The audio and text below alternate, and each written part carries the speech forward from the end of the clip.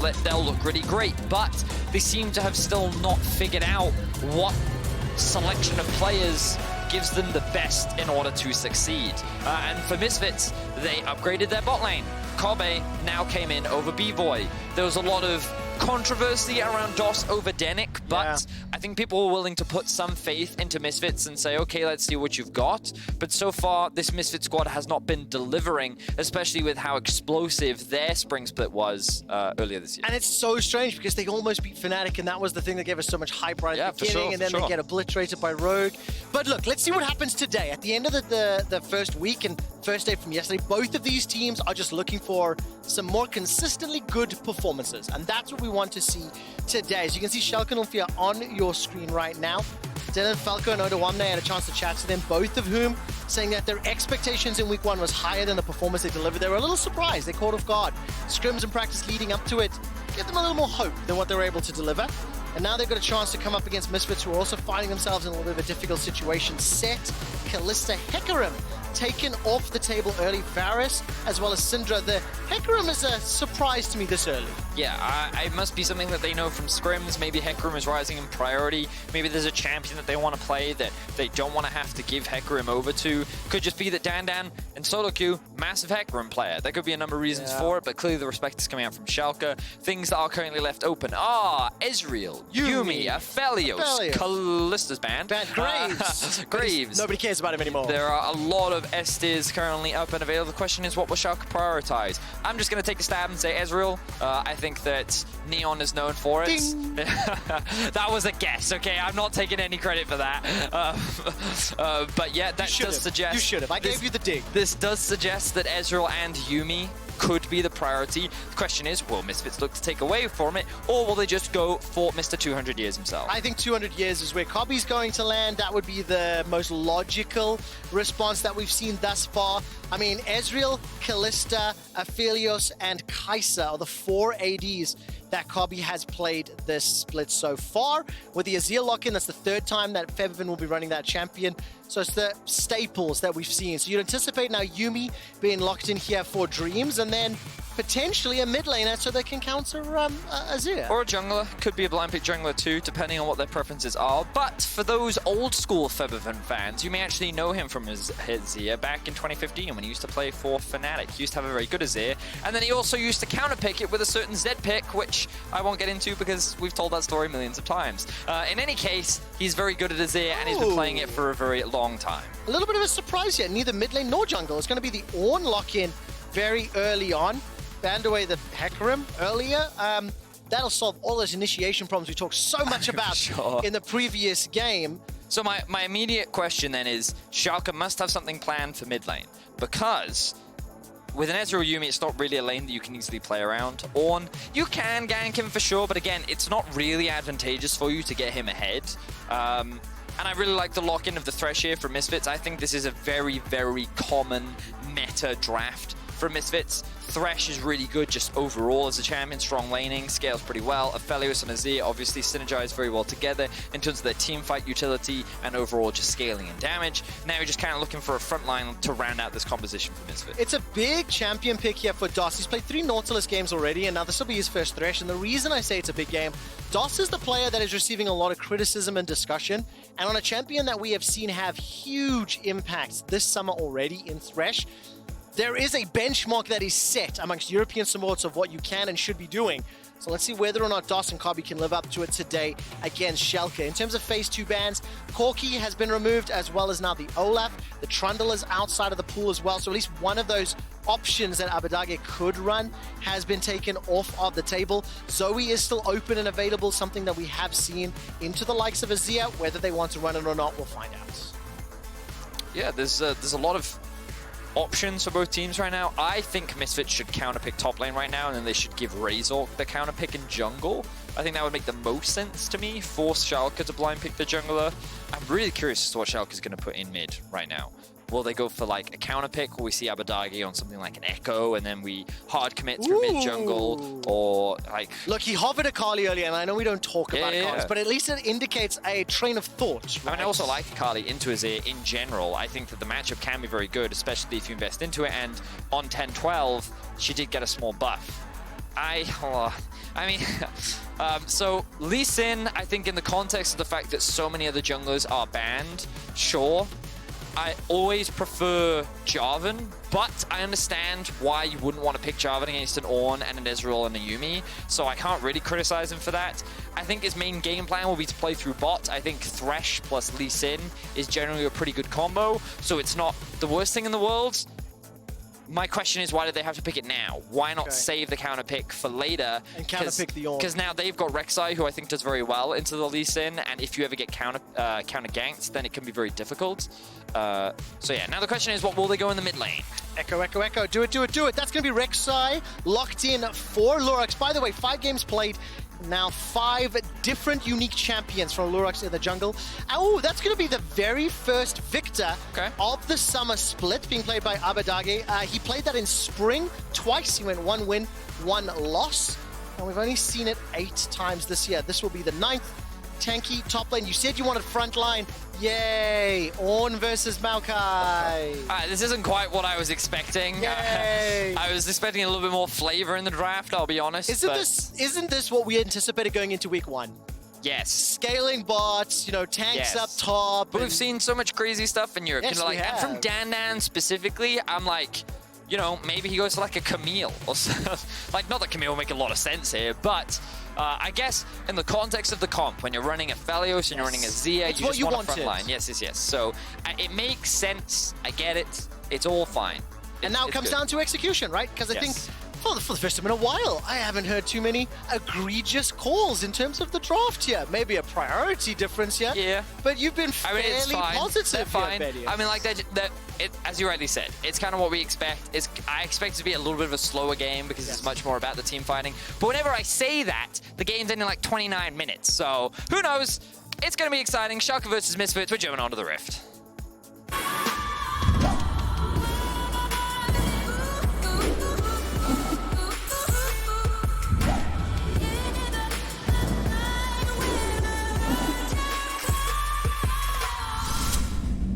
And welcome to Summer's Rift. Just before any shenanigans happen, I haven't had the opportunity to cast with Vedius in a little while, and I love forcing him into a corner with some of my statements. I can see the panic sometimes. I love having a little bit of fun, as you do when you get to cast with different individuals. Dan, the man, maybe dead, exhausted, knocked up. Can you hear the sigh? I'm gonna do it again. So evaluate that play, Mr. Day. Sure, I'll evaluate it, yeah. This is Schalke. There we go. That's how Schalke feel right now. Oh, okay. That's Simon, the happy face. Simon, the happy face. Yeah. And he says, yay. Yeah, I like that play. Yeah, so a really good level 1 overall from Schalke. I think that was like, it wasn't, like, I'm not going to call it like genius, right? They just went top lane. But they were able to find a good pick. They put the Maokai behind a little bit. But what's crucial is they do get gold onto Viktor in the early game. What does that mean? You can see that he's currently... I'm not sure if he bought the Doran's ring or the Darksteel first, but regardless, he's gotten another one. Yeah. So he now has 2 rings, which is a really great start for a Viktor to have. It really helps with that additional bit of damage in the early game. And for those unaware, on patch 10.12, Viktor did receive some very small buffs to his Q. Ender talked at the beginning of the week about how he thought the changes to Ghost may introduce the priority of Viktor, but overall Viktor has always been a very good mage into mage champions, and he also typically does very well against champions that like to try and close the gap on you because his gravity field is so good against short-range champions, which is why I actually quite like it against champions like Maokai and Lee Sin, because the moment they engage, you put it down, and it can either create a zone control between you or your opponent, or it can just stop the person trying to dive you as you can then retreat and reposition. He also has a lot of movement speed. He is running Comet, but I've also seen a lot of phase rush Victors because you get bonus movement speed from your Q. When you tie that in with the phase rush as well, he's one speedy guy. What does the Comet suggest to you in terms of how the laning phase might play out, or the expectation from Abbedagge? A little bit slow, a little bit more poke oriented? Well, it's as you rightly said, it's a little bit more poke orientated, but for champions that have relatively low cooldowns on their abilities, it's also very easy to repeatedly proc Comet as well. So because the Q is so spammable in later fights, you could see him landing that Comet multiple times, which actually gives you a fair amount of additional damage. So yes, on the one hand for lane, it's for poke, but later on it will also contribute to his overall DPS. Now we have spoken a lot about Abbedagge and FEBIVEN. Let's take a look down on the bottom lane. We can see that Neon and Dreams currently dealing with a big wave pushing towards them. Kobbe and DOS. I'm going to keep shoving this one forward. And this is kind of... These are the two like duos in Aphelios, Thresh, as Ezreal, Yuumi that we've spoken so much about over the course of the first 2 weeks of gameplay. And for the time being, no jungle intervention.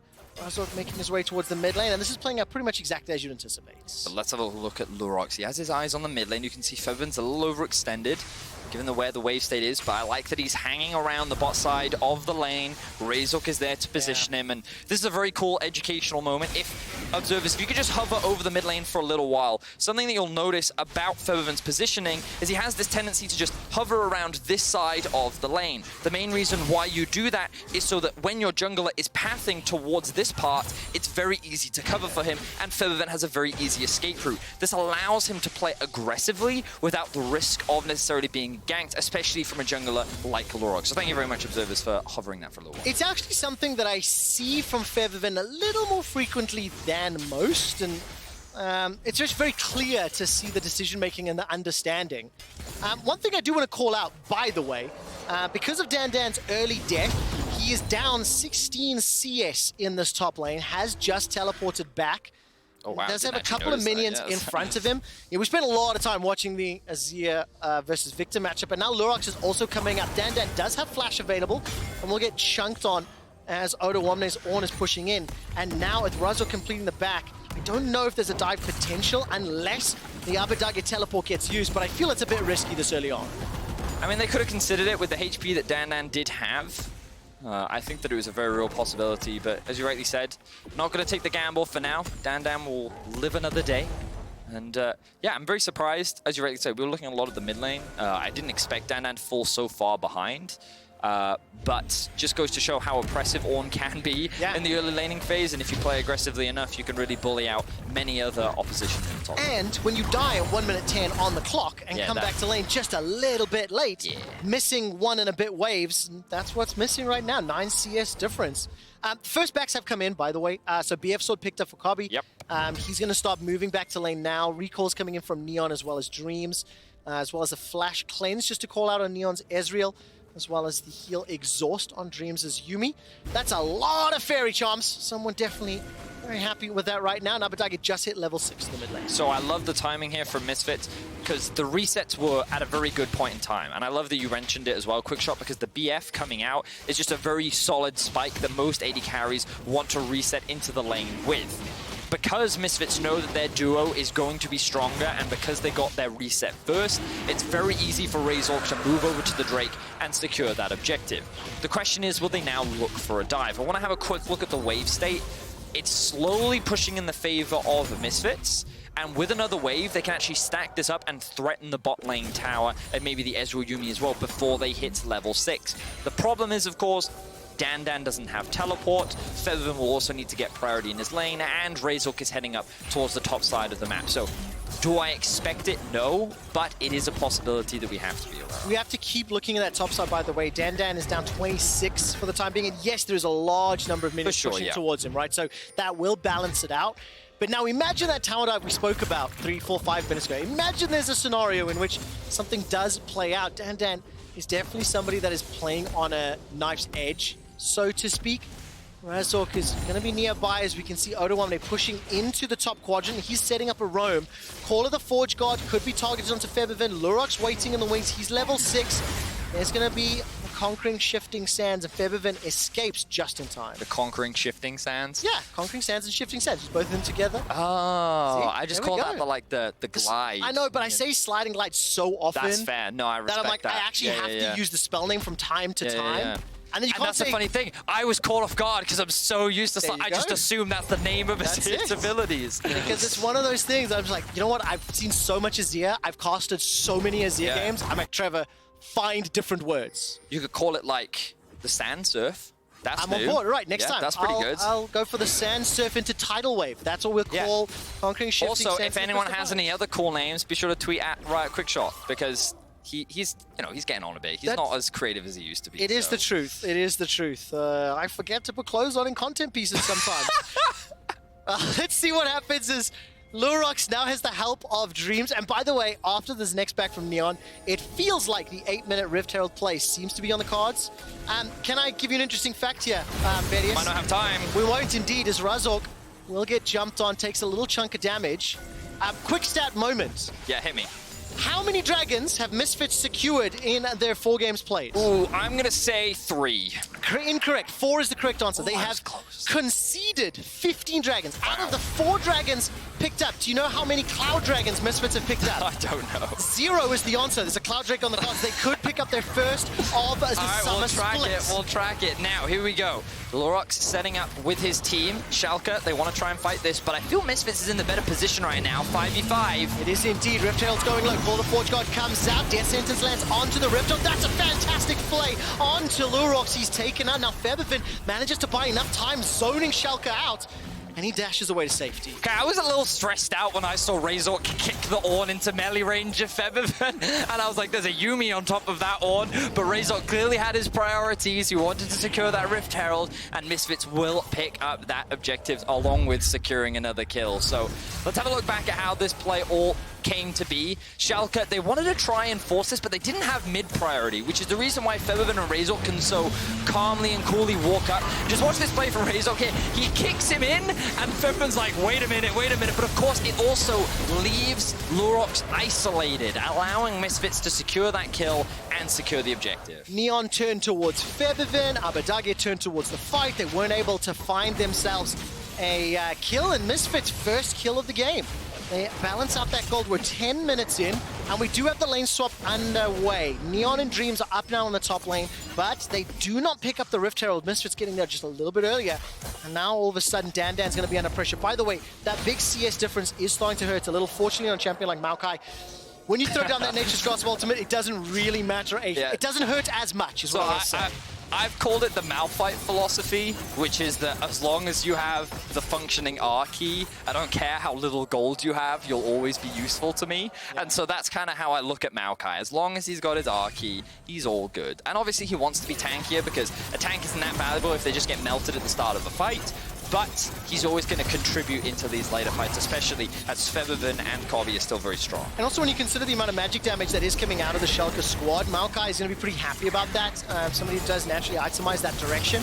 Razork will be using the Rift Herald in the bottom lane with the help of Kobbe and DOS. That gets a very big chunk, 2 or 3 plates down already. The tower is at risk of falling as Kobbe and DOS back away. Look at the river as FEBIVEN has made his way down, of course, as Abbedagge moved as well. So for the time being, Misfits, they do not yet secure the tower, but they are set up, and it looks like Razork is putting the moves in place for the first summer split Cloud Drake for the Misfits gaming squads. Oh, here we go. The question is, will he be able to secure it? Watch it get stolen after the build-up. The resets have come in from Schalke. Play the tense music. Will Misfits break their record into summer split? Oh, they get it!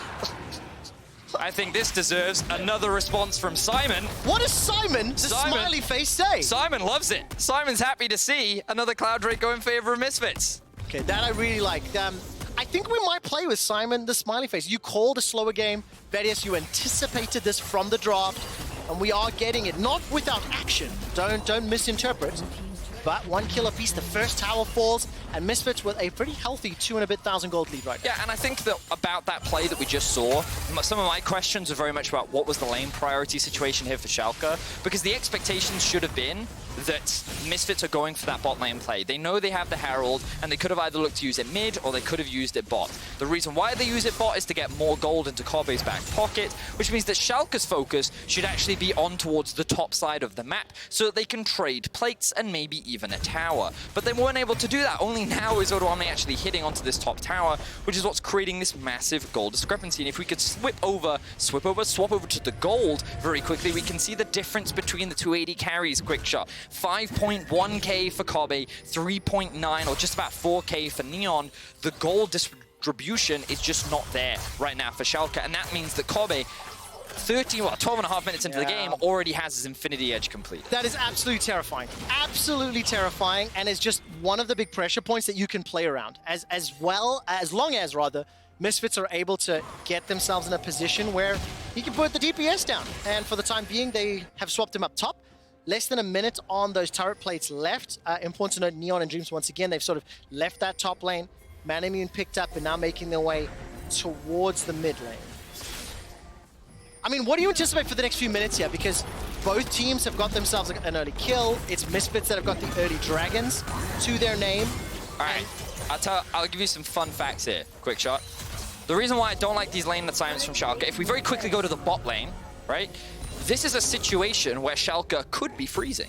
They could actually set up the waves because there's no really any other objectives on the map for them to take. Schalke could have been in a state where they could have held that wave there and they could have just been getting more gold into Odoamne's back pocket while also denying Dan. But because Norm was here, Dan gets to freely push this wave all the way underneath the tower. He's taken half the tower's HP and now this wave is forced to bounce back. Meanwhile, more plates are just going into the back pocket of Kobbe and DOS. So it feels like that Schalke are just struggling to know what to do on the map right now because it feels like that everything that Misfits is doing is cut and dry, very classic League of Legends, like very textbook, and Schalke's just, they're not responding in the appropriate textbook manner. And not too surprising for a team that is 0-4, the team that has also just, substituted out 2 of their players. It's a brand new duo lane from what played last week. We know that they've been practicing behind the scenes with the URL squad as well as the LEC squad. But for Neon and Dreams, this is a very important game. Kobbe, by the way, Infinity Edge picked up, might be able to put some damage down and held onto the trigger. There was no support from anyone else. And even though Dan had the teleport, he was standing right in front of Odoamne. I wondered if he could have blown up Dreams quickly enough, but not with the heal, not with the exhaust. Yeah, also, Yuumi just gets a shield when she auto-attacks you, which is, like, really annoying. Anyway, we do see a bit of trading bot. Here comes Lurox for a gank. All right, Goat has been summoned. Flash forward from Lurox, and despite the fact Dan gets a small Bramble Smash down, it simply does not matter. Second kill of the game goes over to Schalke, and that one was secured by Lurox. Yeah, so overall, good gank from Schalke, but it's not going to result in a huge amount because they're not going to threaten the bot lane tower, whereas Misfits are going to threaten the top tower. An engage is coming out from Neon. All right, so much damage. Who engaged on whom, though? Kobbe through the exhaust is going to look to chase down, and Dreams of the Moonlight Vigil. I mean, sorry, who engaged that one? It was ended by Kobbe. That was just a complete smash from Kobbe and DOS. Like, the ultimate came out from Dreams to try and protect the tower. They didn't need to do it, and yeah, like that was just easy for Misfits. All right, so I mean, at the end of the day, DOS didn't even get an assist on that one. Kobbe's damage was mind-blowing. And manages to pick up 2 easy kills. 2,500 gold is the lead. The second Rift Herald is now thrown down in this mid lane. Remember, Misfits got the first one. It unlocked the bottom tower. They picked up the second, and despite the damage coming out from that Chaos Storm, the Rift Herald does get a full charge onto the mid inner turret and drops it very, very low. I want to take a look here just how quickly he melted. So let's have a look from DOS. As you can see, Neon and Dreams are trying to defend the tower. They lock him up, the hook doesn't land, and then all the damage actually just comes up from Kobbe. Kobbe 1v2s them. Like, Infinity Edge, so the exhaust keeps Dreams alive for a little bit longer, but then he ends up walking into the ultimate because he doesn't have a flash, and Kobbe's just like, yeah, okay, I'll take that. Now, I think that it was a pretty early Rift Herald timing from Misfits, which has now given the opportunity for Schalke to contest this Ocean Drake. Not going to contest just yet. Call the Forge God is on cooldown. Not going to look for the engage just yet. Dan backs away, but look, while Schalke were able to pick up the dragon, Misfits secure the third and final outer tower. They push that gold lead even further. They've already got themselves 2 Drakes under their belt. And look at the total gold. Kobbe and FEBIVEN, the gold leaders for now. So if I wanted to nitpick, I think Misfits could have had the Drake and the mid tower. Got it. They just shouldn't have used the Rift Herald as early as they did. Instead, they should have gone straight to Drake, taken that objective, reset, and then come back onto the map with Herald. But I think they're still fine with this at the end of the day. It's just my min-max brain kind of like, could they have done this? The thing that's good to see, though, is that, for a team in Misfits that has been struggling in more games than they have been successful, they are pulling the trigger, and this time around, it is working, right? The time Razork went in, and look, this is Kobbe, mostly Kobbe found himself a double kill by himself. It's more just, it's kind of like, yes, you're correct, but I'm also just like, Schalke's not doing anything. Right. Like, we already talked Context about some of their matters. lane assignments. Like, Schalke's making it very easy for Misfits to just play textbook. Misfits isn't really being challenged. They're kind of getting everything that they want. They know they're going to scale really well. They know they're going to be stronger in team fights. They've had full control over the Drakes. And it's just, yeah, it's just very easy for Misfits to kind of do what they want to do. So it's hard for me to evaluate, like, is Misfits suddenly a lot better than what they were? Because, like, the context of the game in which they're playing in right now, they're not really being contested, right? The opponents with whom they're playing against as well, decision-making. Look, it also helps when you've got a Hurricane Infinity Edge 17 minutes into the game as Aphelios, right? Yeah. And that's before you take into account that FEBIVEN is also going to be scaling up, and there's also 2 levels up. He's level 11, quick shot. Like, that's ridiculous. Yeah.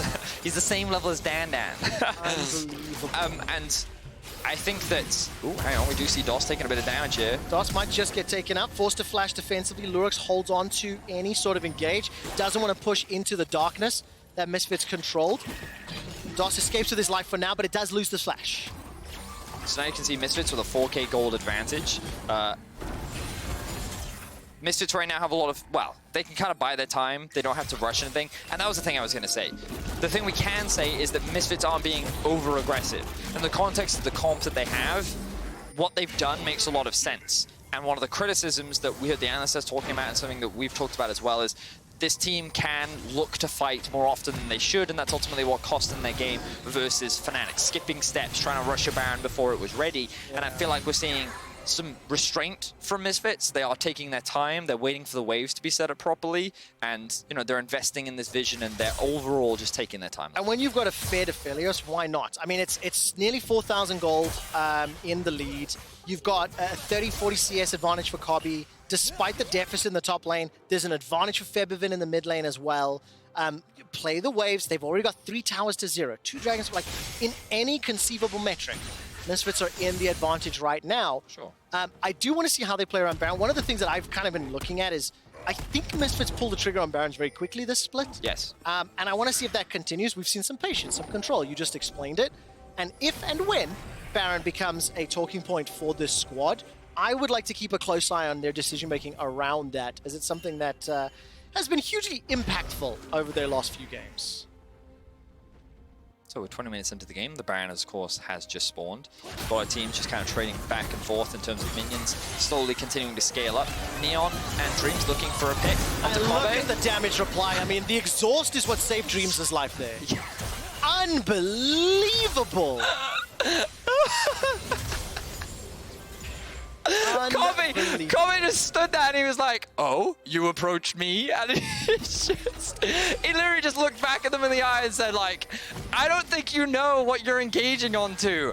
Oh man, like regardless of the like, he has 2 levels up, he has 2 completed items. That was funny. That was funny. It really was. Now let's see what Kobbe can do, as he's now, you know, he's the power position. 4 and a bit thousand gold is the lead. Frankly, how do you want Misfits to use this advantage? You've seen them, you know, calm and calculated. You're working towards 2 items for most of the carries here for Misfits. Wait for Dragon, push lanes, wait for Baron? Yes, basically. Yeah. They don't need to over-aggress. Schalke's kind of waiting for a good opportunity to fight. They're close to their item spikes. One of my big pet peeves about Viktor as a champion in general is it's difficult to assess when he really spikes as a champion, because you have to upgrade his hex core, which definitely does give you a solid first item because it gives you the upgrade in all your abilities, but the real damage doesn't come until later, and you have to make a big decision around what you want to invest in. Do you want to try and get a Ludens, which is a very expensive item to go for second, but it does give you a little bit more burst, as well as, I suppose, more wave clear, which you don't really need as Viktor. But there's also the option of Leandries. I think Leandries is a really good second item on him too, because it synergizes very nicely with his ultimate and his What would you like this game? Well, I think that they need damage, honestly, because I think that the Ezreal going for this build, it does have less damage than the Triniforce build, but obviously it offers a little bit more utility. And with the Rek'Sai not having a Black Cleaver completed yet, I would just kind of want as much damage as possible. And I think Ludens is, like, fine. I think that Leandries also could have been a very viable option as a secondary as well. So. Well, the Ludens was literally just picked up as you started talking about it, as was the 3rd Drake for Misfits, so they got the ability to pick up the soul once the next one spawns in 4.5 minutes time. Death Cap was just picked up for FEBIVEN as well, so Nash's Tooth plus Death Cap as well as that Lost Chapter, so he's going to be sitting very comfortable for whatever upcoming fights will be their way. Dan very close to getting that Sunfire cape secured as well. You'll see those in just a moment. I have the luxury of a PC that's logged into the client, so I can see that too. But as you mentioned, you know, 2 items slowly working their way up. Once Lurox gets that Black Cleaver, how do Schalke come back into this game? Because it is so difficult getting through all of the potential peel and CC on the side of Misfits, getting through Azir, and then somehow finding your way onto Aphelios. Yeah, it's not easy, but how does Schalke come back? A team fight. That's kind of like what this game will ultimately boil down to. Yes, Misfits have an advantage, but team fights are crazy things. Depending on how they start, depending on your positioning, depending on who uses what, when, and where, can really swing. And like, team fights are never quite as cut and dry as X team does Y, therefore this team wins. So I'm excited. We'll see how things play out. Right now, Schalke have control around the Baron. You can see that FEBIVEN is pushing in top. He also has the teleport to collapse if he needs to. Misfits grouping up as a 3 in mid, with Dan looking to rotate, but we'll go back to bot to catch the wave. Do you think it's a little bit easier to play Misfits team comp within those team fights? Yeah. In contrast to, you know, the Viktor, the Ezreal, Yuumi. Well, is more traditional. What do you think of that? I ultimately think it's a game of who kills the front line first, and Ornn is, at this point, much stronger than Dan.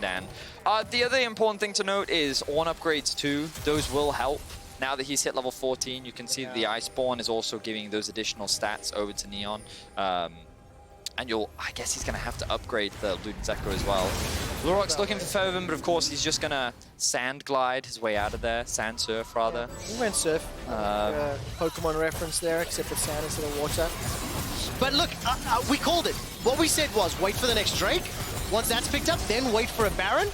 And that's really the direction these teams are going. I really like, though, you know, calling out, kill the front line is going to be crucial. This will just help me focus on the respective AD carries and the tanks during the course of these fights. Dan and Odo having the least exciting battle over Krug spawn ever. Odo dashes forward, a sapling toss goes up, but Odo's still out farming his opposite number. Plus 45 CS for the time being, and Dan just completed that Sunfire cape, so you know he's half an item behind his opponent tank right now. And what does Simon the Smiley say this time? I mean, he's a little mixed, I would say. You know, the game's pretty dramatically slowed down. I think Simon was really excited to see a lot of high-action team fights, and unfortunately we're not getting that right now.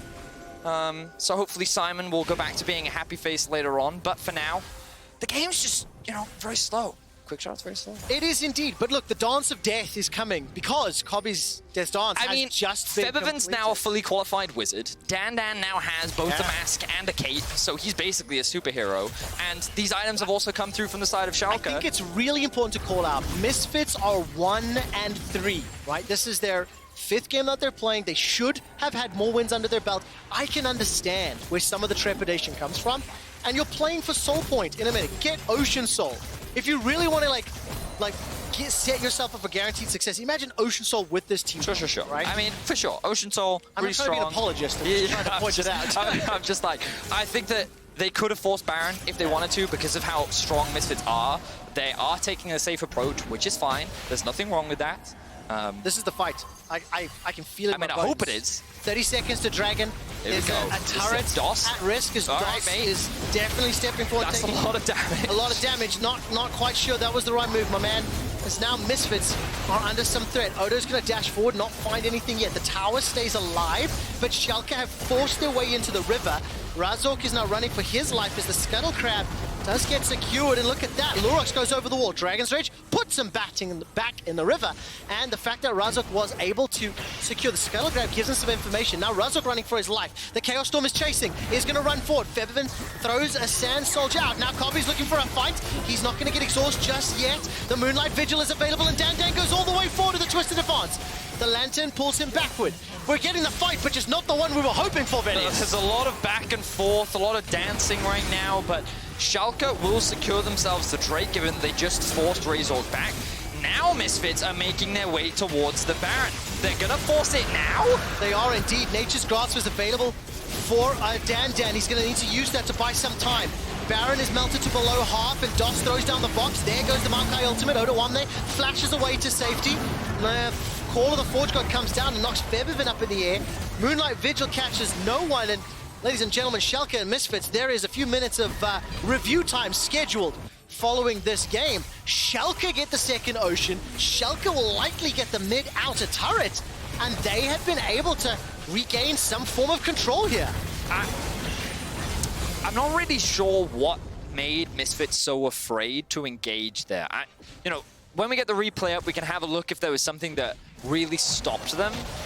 But it felt to me like Misfits were trying to protect everything. They wanted to make sure they kept their mid tower while also trying to get the Drake, when I think they could have just made a play for the Drake.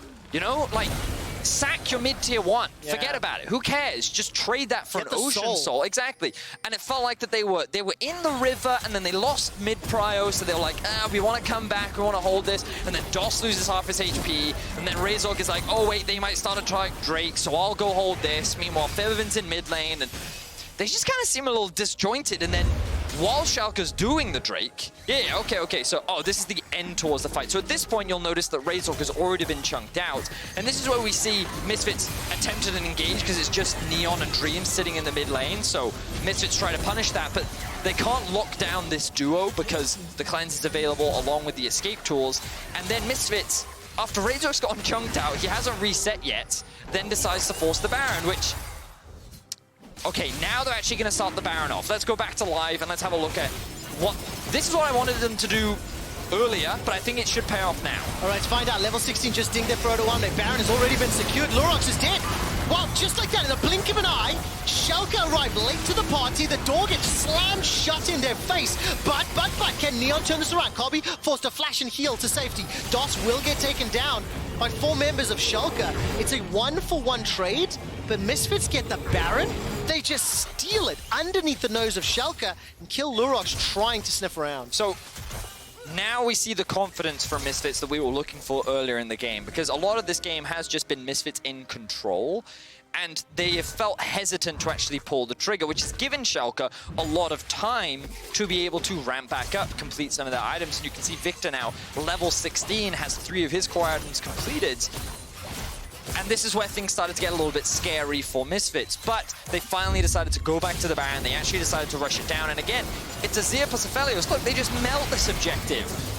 So this forces Schalke into a fight, which Misfits can then very easily turn. They get 1 kill, and then Misfits end up splitting up a little bit, which is why they can't really close the fight out as they would like, but they still walk away with the Baron, they still walk away happy. And Schalke's in a situation where, okay, now we're a Baron down, now we just got to wave clear and hold the line as long as we can. And not only a Baron down, a minute and a half left on the Baron buff, a minute and a half until the next Ocean Drake. Phantom Dancer, Death's Dance picked up for Kobbe. Void Staff now secured for FEBIVEN. And yes, while Neon has the upgraded Frozen Fist and he's got a Death Dance of his own, I just don't think it matches up to what Aphelios can do, especially if, as you mentioned, Vedius, kill the front line is kind of the aim of the game. Yep. I think this version of Aphelios, with the way he is fed right now, has a slightly better shot at that. And you'll notice that Kobbe right now is just holding on to his Chakrams gun, because he knows that that's the most important when it comes to team fights later on. And he's just going to burn through the ammo of whatever other gun he has, because that doesn't matter. As long as he holds on to the Chakrams, he knows that he's going to be dishing out a huge amount of damage. So they're now making their way towards the bot side of the map. They're going to look to push this in. And look at the vision, by the way. Misfits have littered wards throughout the southern quadrant of the jungle. Thank you, observers, for highlighting it. They've really been smurfing today. I can't believe they gave you a picture-in-picture of the wards you highlighted like 20 minutes ago, by the way. Super Our observers good job. are really good. But, you know, really showing the information. So Misfits can make use of this Baron buff. They have got themselves just a single turret for now. They've got themselves in a position where they can pick up the Ocean Soul. And frankly, if they find a pick, if they find a Schalke member stepping into the darkness, that is going to be an easy kill. It's still a 4,000 gold lead. And you see Lurox, look how nervous Schalke are. One little Chakram deals a lot of damage as the Sapling Toss will be the next tool to give info. And Misfits, they are just waiting for a misstep. Looking to continue the push. Again, I feel like Misfits don't recognize how strong they are right now, and they're still taking things very calm. But the Baron buff is just about to run out. It looks like the Ocean Drake will be the next objective. They've pushed in bots. Let's see if we get that fight that we've been looking for. FEBIVEN Sand Surf not available just yet. The soldiers were thrown forward. DOS will put the box down. He's taken a lot of damage from those Mystic shots. Razork with a very smooth dash over the wall and kick Lurox away. The Nature's Grasp into a long-range engage. Abbedagge is going low. Kobbe's still untouched, stepping forward. forward. The Moonlight Vigil has done so much, but it's FEBIVEN that gets the first of the fight. Razork gets the second long range. FEBIVEN's going low from Neon, and Kobbe still has a lot of HP. That's the Emperor's Surf. The Sand Surf. Amen to the Emperor's Divide. Why am I still trying? Odoamne is going to get taken down. Misfits have just won this game. They use the Baron. They get the Ocean Soul. Razork will take down Odoamne. The last person standing is Dreams. Schalke get aced. Misfits took a while to find their power, but when they did, they won the fight fairly cleanly. Yeah, and now they're looking to end the game. Kobbe with a huge ultimate at the end of that fight really sealed the nail in the coffin. Only the Nexus turret stand in the way as Misfits secure their second win of the split. Misfits go 2-3. Schalke lose their 5th consecutive game. I still think there's a lot to work on for these teams, but you cannot deny the fact that Misfits, when they had control, they played with control.